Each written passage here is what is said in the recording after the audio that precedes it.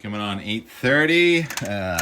Come down here to get rid of the screen door and put up the storm door. But there's no Saturday storm in the Northwest Atlantic for the first time since September 9th.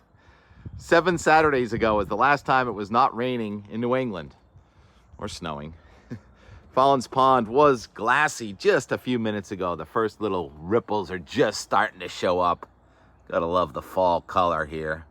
There it is, looking across from Dennis to Yarmouth. Starting the day, no T-Rex or Steve, it's just TK today. They stayed back off Cape. Now, loving this tree. My dad planted that on purpose in 1963, I think. It's a acorn to grow a tree there, and it worked. Some of the neighbors don't think it's the best tree. Anyhow, nice. So for a change, it's not raining on a Saturday. This weekend, it's going to rain on a Sunday. What's going on? Well, we still have the ridging in the east, the flow at most levels of the atmosphere coming from the southwest. That was certainly a slow to move out cloud yesterday. And it finally did turn sunny here late in the day. And I think that cloud is what prevented us from getting to a widespread 80 yesterday. So the best weather yesterday was in northern New England. And that's where we have a cloud increasing today. The cold front that's been sweeping the nation from southwestern Canada across with all that snow in the northern plains is arriving in New England right now, really. It's coming into northwestern Vermont. And there will be a few raindrops in New England today. It's certainly still beautiful down in southern New England. Probably become much more windy this afternoon as that front approaches. There's going to be a pretty good pressure gradient and a temperature fall. So this evening, as that comes in, you'll notice it as the moon comes up and the sun goes down. You see that moon this morning? I'm out the door a little late. I woke up and watched the moon for a little while there next to Jupiter. So bright in the sky. That was pretty. And it's a full moon today, and there's actually an eclipse in Africa and Europe and Asia, partial lunar eclipse. And you can watch that live on this website right here, Time and Tables. I love that website. And so, full moon, leaves are falling, getting hit by leaves. It's raining leaves today. Let's check out the backyard. This weather is going to turn dramatically colder here, but it's not a deep cold coming in right now. As the cold air arrives tonight, it's a shallow cold. The air is going to come in from the north down near the ground, but up in the sky, the air is still from the southwest. So the front's not really racing off to the south, and there's going to be a low developing on the front. And so there it is tomorrow morning. You have high pressure in southeastern Canada, northern New England, low pressure coming out of Pennsylvania, and that low is going to deepen, but it's going to move very quickly. So this rain's going to develop, especially in southwestern New England, probably by midday, and then spread north and east. And it is going to be cold enough right at the Canadian border with New Hampshire and Vermont and much of central northern Maine for the first accumulating snow of the season down low. But if you're looking for snow in the mountains of central New England, I don't think it's going to happen. The cold is just too shallow. Could actually be some freezing rain in spots. I'm talking about places like Jay Peak. Mount Washington, I think it'll end as snow on Monday morning, and then we get in the colder air Monday, and then here comes another wave. Look at the map. What is this? Sunday morning. Yeah, I want to show you this still map on Sunday morning. There's that funny-looking high north of the blue. The blue is the snow, and the green is the rain. And then you see 1, 2, 3, 4, 5, 6, 7 lows on that coast-to-coast front. And all those lows are going to come along the front, and that front's going to be stalled right over New England. All right, so back to the action. On Tuesday, you have cold air advection ahead of this next system coming in. And there it is again. This is about the 5th day in a row where the Euro shows precipitation here on Wednesday, November 1st, in the form of snow and rain across central and southern New England. And as for a big storm, I don't think so. But the GFS is finally starting to agree with the Euro that we are going to have some weather here, especially in southern and eastern New England on Wednesday. I'll show you the 500 millibar flow. The red is that really fast-moving air. And there's the ridge. That would be the air coming from south to north over the southeastern United States. That ridge is being suppressed, and here comes the trough. Now the air's coming in from the north, and then there's a little cutoff low there coming across the Midwest into Illinois and Indiana. That see that closed low, and then it kind of opens up, and it becomes a positive tilted, fast-moving trough. So although there will be some merging of polar air and subtropical air, it happens too far offshore, I think, for a major storm here. So we are going to have somewhat of a phasing of the streams, but it's just happening too far east. The surface low is going to move right by very fast Wednesday, so a period of mixed precipitation. Doubting there'll be much of an accumulation, even though the Euro is still showing some accumulating snow in central and southern New England. So I think that the blend of the GFS and the Euro's disagreement over the last several days is going to be the best look for that. I mean, there's still time for it to change. There's a lot of energy south of that high pressure system that comes in on Tuesday. And for the fun of it, let's just take a look at the Atlantic Ocean. The National Hurricane Center said Tammy went post-tropical with 75-mile-an-hour winds, and then reclassified it as tropical again last night or yesterday as 50-mile-an-hour winds. Anyhow, Tammy's just zigzagging out there, making up her own mind, taking off is how it looks. Look at the tops of those oaks over there.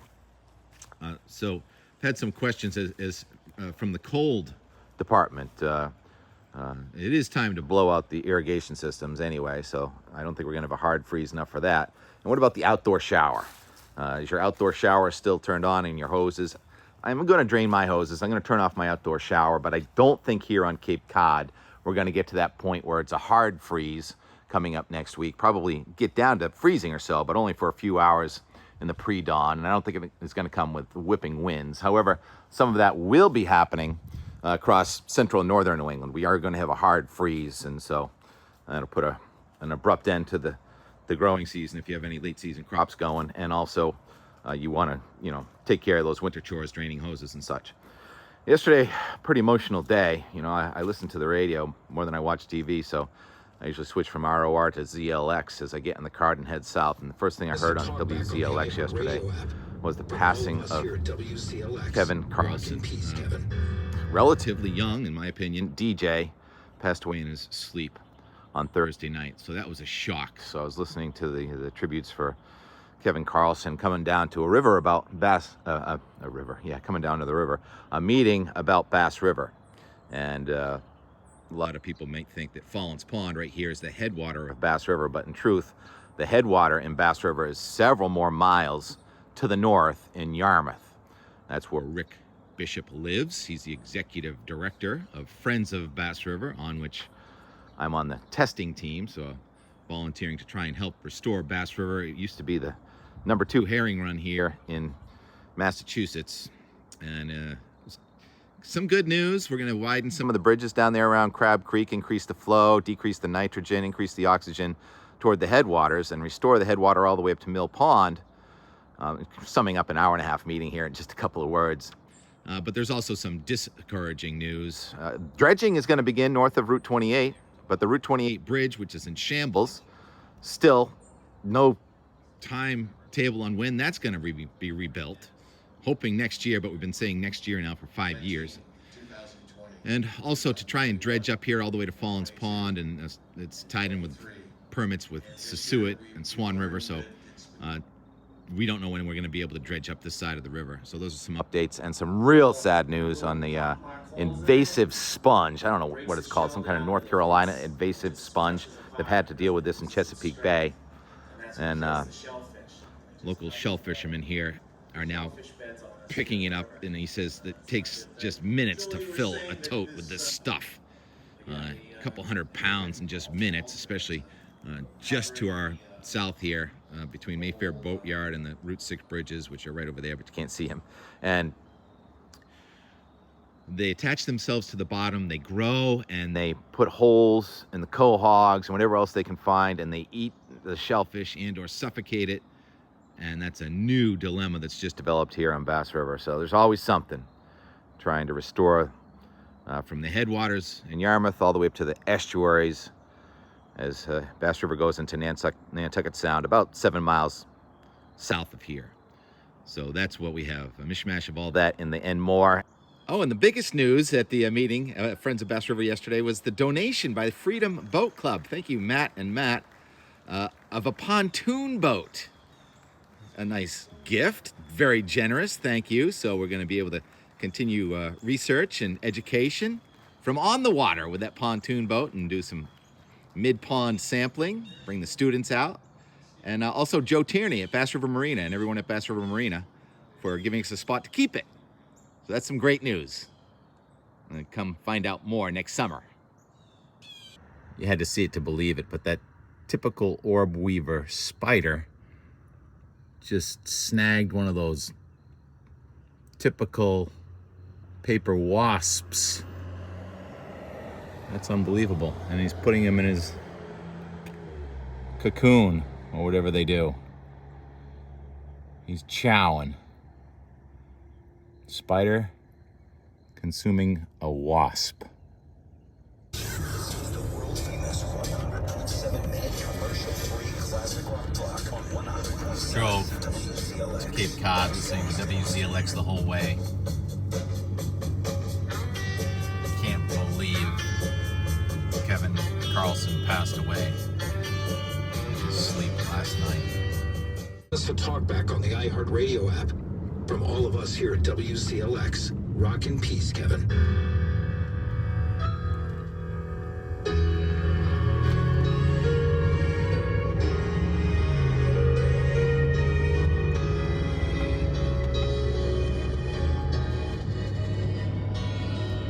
Alec funeral home. Been there too many times.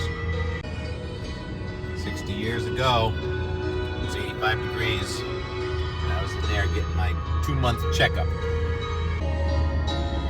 Blizzard in 1978, I was right in there. Yeah, all of a sudden very nostalgic memories. This life goes by so fast.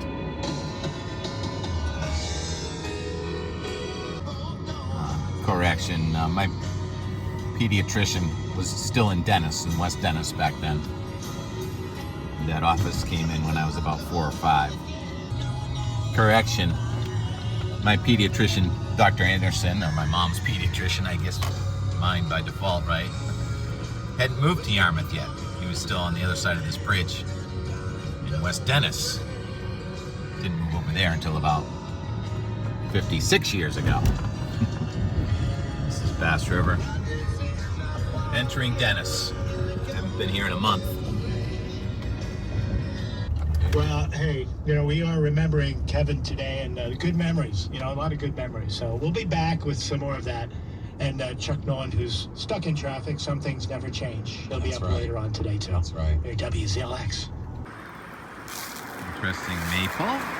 Some color even on Cape Cod. Kind of a gray day.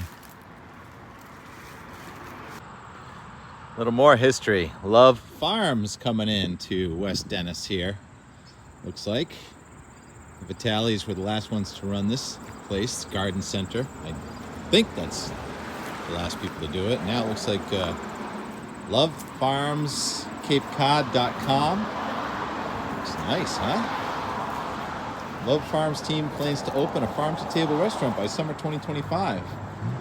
Casual counter experiences, interactive fine dining, and the opportunity to host private events. Meanwhile, if anyone wants a food truck for sale, $87,500.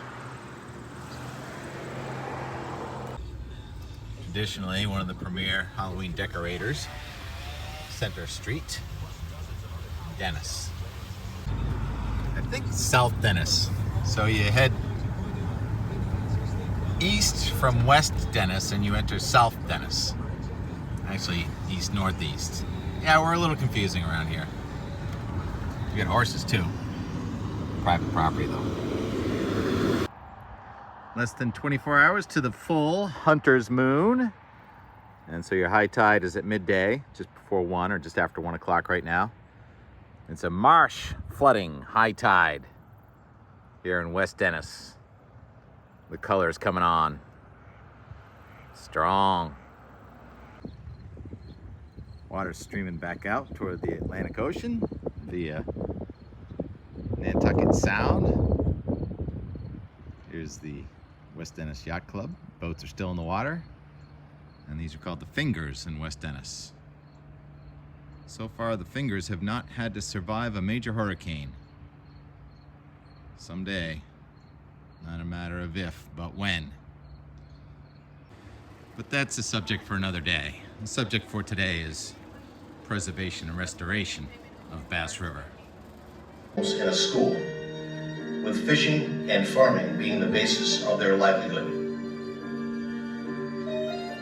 Before the man-made earthen dikes shown below were built, this area boasted of the second largest annual herring catch in the state. In the early 1900s, cranberry farming along the shores of Mill Pond resulted in major changes.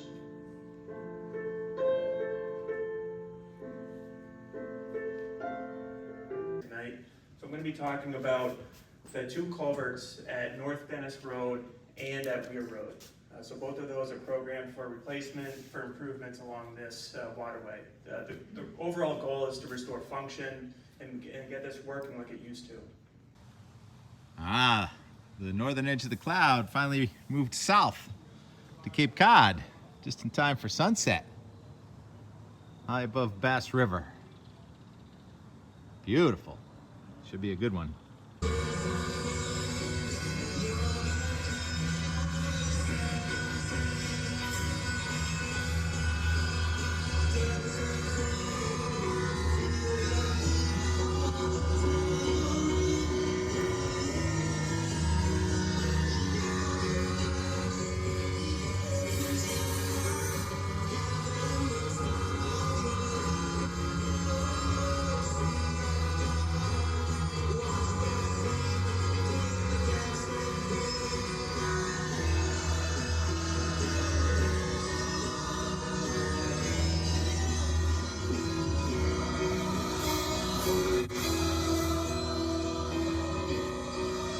Kevin Karlson, his favorite band was ABBA.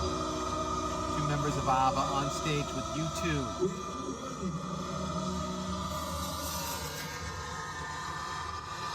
Bringing rock's finest out of the studio.